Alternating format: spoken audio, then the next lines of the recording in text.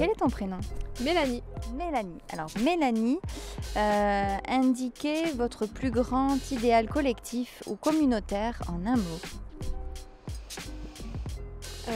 Solidarité. En un mot tout court. Ok, valide. Joie. Enfin, Heureux.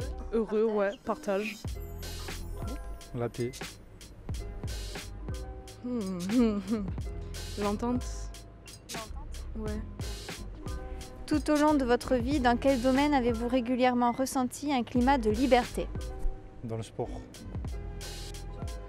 Dans le sport de combat. Parce que du coup, je me sens libre de faire ce que je veux. Ouais, c'est ça, je m'exprime, mon cerveau il est un peu déconnecté.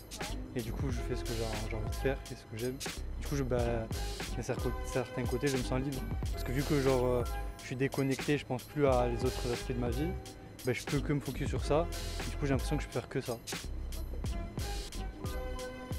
Moi, jusqu'à pas si longtemps, j'aurais dit les études.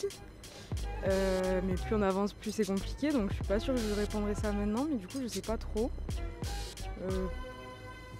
Dans mes amitiés en général, je pense que je me sens assez libre d'être la personne que je suis, d'agir comme j'ai envie. Voilà.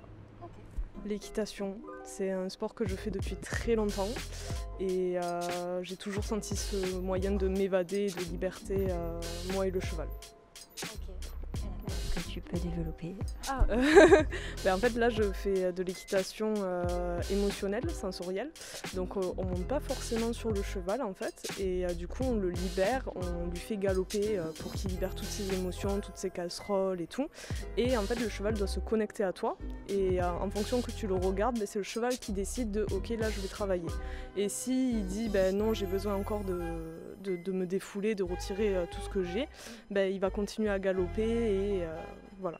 Après c'est très très complexe mais ouais franchement ouais. C'est une autre approche parce que j'ai fait de l'équitation classique française. Et là, cette équitation-là, c'est un peu western, mais aussi éthologique. Et franchement, c'est fou, quoi. T'apprends d'autres choses. Tout ce que tu peux apprendre sur le pas, tu l'apprends quand tu es sur le cheval. Au moins, comme ça, le cheval est déjà prêt et tu le mets pas sur le tas en disant écoute, je te monte et on va faire ça. Genre, on le brutalise pas, quoi. Okay. Voilà. On lui laisse son temps. Voilà, c'est ça, de son temps d'apprentissage. Okay. Voilà. Que à l'écoute du cavalier. Exactement, c'est ça, exactement. Donc c'est ça que je préfère. Dans ma pratique artistique, je pense. Voilà. Vous faites quoi? De la danse, de l'écriture, du chant, de la performance, du théâtre. Ouais. L'innovation, ça t'évoque quoi? L'évolution technologique, c'est tout. Ouais. Moi ça me fait peur, quels que soient les domaines. Parce qu'on n'a pas de recul, il n'y a pas de limite pour le moment. Et je sais pas jusqu'où ça peut aller. C'est pas les répercussions? Non, mais quel que soit le domaine, ça me... ouais. Un peu, ouais. Ça m'évoque une évolution positive avec un double tranchant. Et dans quel domaine? Je sais pas, moi, innovation, ça me fait penser à toutes les grandes révolutions peut-être technologiques, tout ça. Et du coup, c'est pour ça que je dis que ça peut apporter pour moi beaucoup de positif. Et qu'en même temps, il y a toujours un recul à avoir quand même par rapport aux choses qui émergent d'un coup, quoi. Voilà.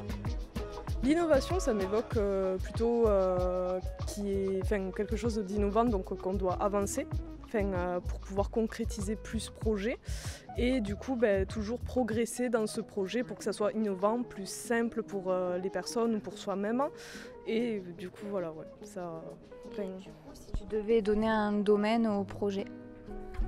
Après moi j'ai le projet de partir, de m'acheter un van aménagé et de partir pour faire des saisons à droite et à gauche, voilà quoi.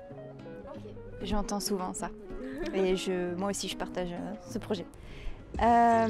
Aujourd'hui, dans quel aspect de votre vie ressentez-vous beaucoup d'instabilité? Dans mes études, voilà, littéralement dans les études.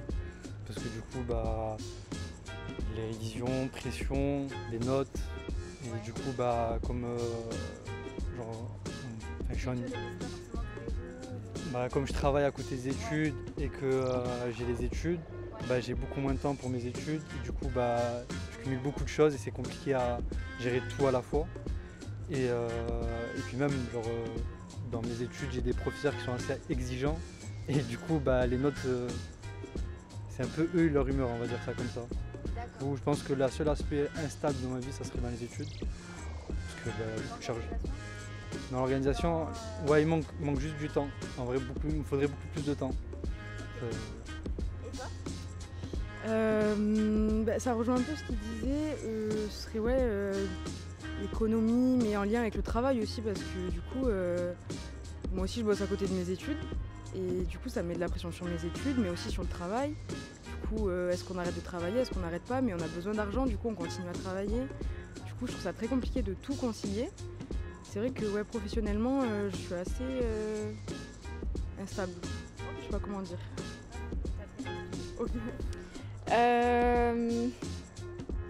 Je dirais que l'aspect sur lequel j'aimerais vraiment travailler, c'est plus l'aspect financier pour moi. Et c'est en route. Mais du coup, je pense que c'est sur cet aspect-là que jusqu'à présent j'ai ressenti le plus d'instabilité et que j'étais souvent sans trop savoir ce que j'allais avoir pour le mois prochain. Et que j'ai vraiment envie de changer cet aspect-là de ma vie. Au niveau de la gestion ou de la rentrée d'argent? Je dirais plus au niveau de la gestion, c'est vrai que c'est important. Qu'est-ce qu'on priorise et dans quoi on met notre énergie aussi pour faire rentrer de l'argent. Parce que j'avais pas envie en fait de me sacrifier pour faire rentrer de l'argent, mais en même temps je voulais quand même en avoir suffisamment pour pouvoir me faire plaisir derrière. Donc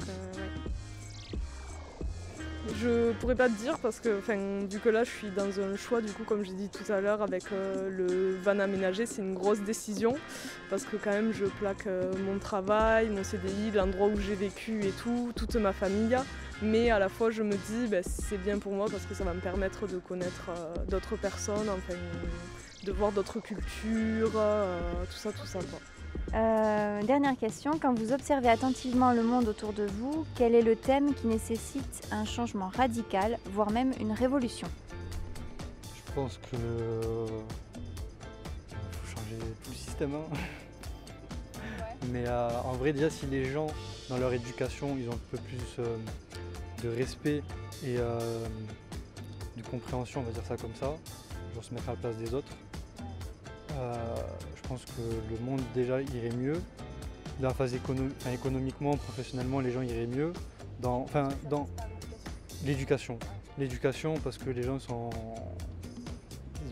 pas terribles, que ce soit pour les gens riches ou pauvres. C'est la façon de voir les choses et d'enseigner les choses. Oui, tout à fait. C'est ça.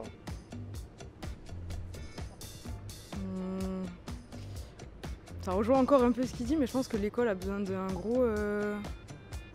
d'être secouée, parce que je trouve qu'on est trop... c'est ça.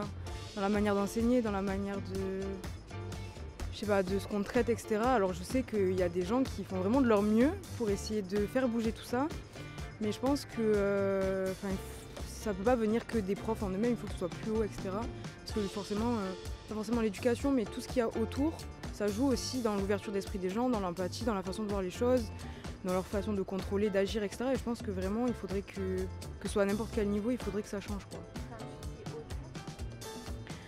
L'éducation, ça passe en priorité par les parents et après par tout ce qu'il y a autour. Mais forcément, l'école joue un rôle hyper important, surtout dans les premiers âges de la vie. Et si ça bouge pas, forcément, ça peut être en dualité avec ce que la famille, etc. En fait, ça a forcément un impact et je trouve que c'est... Je pense qu'à l'école, on devrait nous apprendre à avoir un peu plus d'empathie. Ouais, l'empathie, l'ouverture d'esprit, traiter plus des sujets de société qui vraiment, c'est le bordel en ce moment, quoi. Voilà. Ce qui va pas, c'est par rapport aux commerçants, clairement, parce que moi je suis dans un petit village où je travaille avec une commerçante et en fait ils se font clairement, pour le terme, mais vraiment défoncés par l'État. Ils leur filent aucune aide. Pourtant ma patronne, elle a fait une carrière longue, elle a eu 18 ans, elle a travaillé tout le temps dans sa vie là-dedans, elle s'est installée à son compte, elle a que le minimum retraite. Quand tu es en tant que boutique, merci, indépendant. entrepreneur et tout, quoi que ce soit, en fait, tout ce que tu as, si tu oses prendre, par exemple, je dis une bêtise, plus de produits, l'État, ils vont te prendre une charge énorme, et des petits commerces comme par exemple celui qu'on est derrière ou celui qui est en face, mais c'est une dinguerie, quoi. Franchement, ça écœure, quoi, vraiment. Que tout le monde gagne, que ça soit égalisé, quoi, qu'il y ait plus de compréhension, que ça soit plus de l'égalité, voilà. Pour moi, ce serait le thème de l'amour. Et c'est très drôle parce que c'est justement de ça que je parlais juste avant. Mais pour moi, c'est vraiment apprendre à aimer les personnes telles qu'elles sont. Parce que je trouve qu'on a tendance à juger beaucoup de personnes pour ce qu'elles font, pour leurs actes, et pas suffisamment pour simplement le fait qu'elles soient là et qu'elles soient comme nous, en fait, et qu'elles ont leur place comme tout le monde. Et je pense que si on arrivait à avoir plus de compréhension pour l'autre et plus d'acceptation, d'empathie, on pourrait aimer plus de personnes et faire en sorte qu'on vive bien tous ensemble, même si on est tous très différents. Merci beaucoup d'avoir répondu à nos questions. Merci beaucoup d'avoir répondu à nos questions. Merci beaucoup d'avoir répondu à nos questions.